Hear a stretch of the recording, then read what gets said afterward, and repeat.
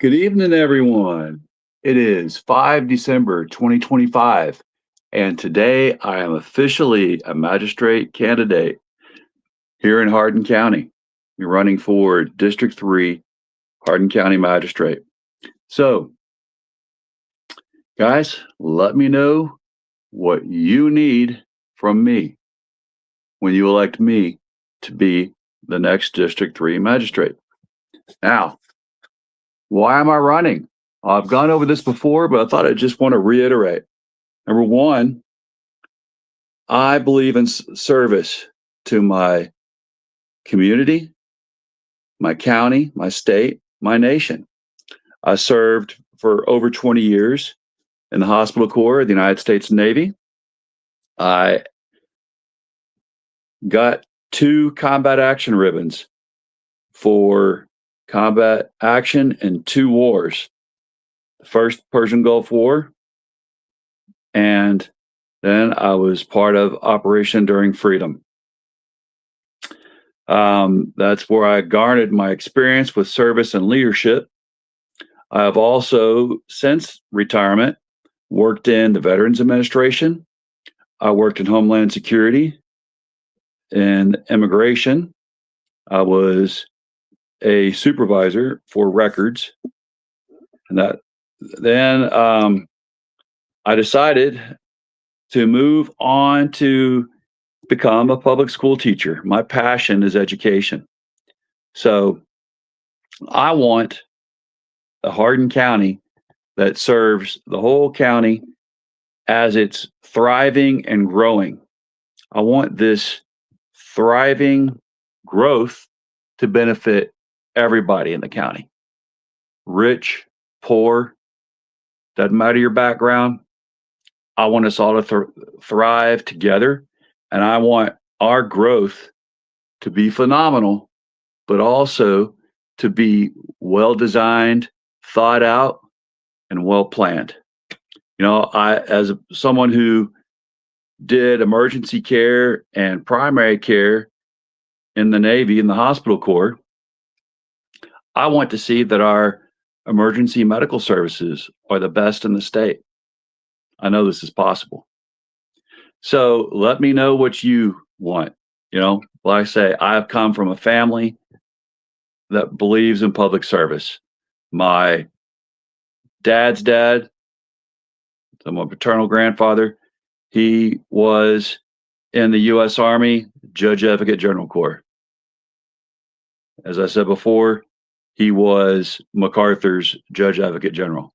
He's the one who went into Japan, got the papers ready for surrender. Did that in Japan.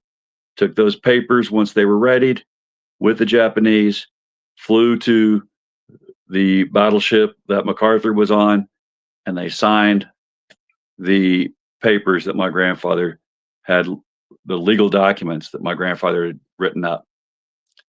And after that, he was part of the War Crimes Tribunal. It was the Bataan Death March was one of the biggest things he was a part of prosecuting. When he came home, he was a commissioner of Kentucky Highways, and then went back to becoming a lawyer, and then he was a judge. He was a circuit court judge. Well, that's the paternal side. On maternal side, my grandfather was a country doctor, and his dedication to community was so far-ranging. He worked with Burt Combs to get the first immunization program for poor kids and folks in Eastern Kentucky. He worked with that tirelessly with Burt Combs, Governor Burt Combs, to make sure that none of the poor kids in Appalachia would go without immunizations just because they were poor. He made sure and petitioned many counties in that area to build Cave Run Lake. Went to D.C., spoke before Congress to implore them to agree to fund the building of Cave Run Lake. Once they agreed to it and voted on it while he was there, then he also had to go talk to the Secretary of the Army Corps of Engineers to make sure that it would be done with the Army Corps of Engineers. He spent his whole life up until he was on his deathbed taking care of patients. And he did it often for just the price of chickens, eggs in payment, or, hey, let me come fish in your farm pond for payment, because he knew when his poor patients couldn't afford it, they still needed medical care. He wasn't going to turn them away. He also did it for cash, for Medicaid payment, Medicare payment, but he was dedicated to the patients and serving them no matter what. He passed on that dedication to service to me, to making sure that people were cared for no matter who they were, never turn them away. So also, one of my brothers, after he served in the Marine Corps, he went, my younger brother, that is, I've got two younger brothers. The middle brother served in the Marine Corps, came back, went to Morehead State University, got a degree in social work, did that for a bit until funding got cut nationally for programs like that. And they let him go because he was single, so they needed to keep the married guys. So he went back into the military and was a combat medic till he lost his leg and hand in Afghanistan. As I shared before, then we lost him to the 22 a day of veterans who take their own lives. Killed me. But in his honor and memory, I want to keep serving Kentucky, Hardin County. You're it. This is my community. I love this community. I love the fact that we've got so many folks here who are the heartbeat of America, farmers, veterans, active duty military, local mom and pop store owners, restaurateurs, just going down the line. We've got a great community. It's thriving. Again, like I said, I want to see it keep on thriving and see that we can all share in this prosperity and wonderful sense of community that we got here. So y'all let me know what you want to see.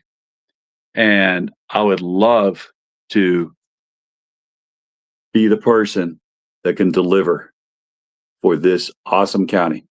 Hey, M. Cope, thanks. Yeah, he was a great man. I really appreciate you there in the comments saying that. And I hope I can live up to that greatness that you talked about here in the comments. So, as I now am official, my wife, Lupe, my 13-year-old, and my neighbor, Cindy Chamberlain, went down to the magistrate's office today. I'm sorry, the county clerk's office, so I could register my candidacy for magistrate.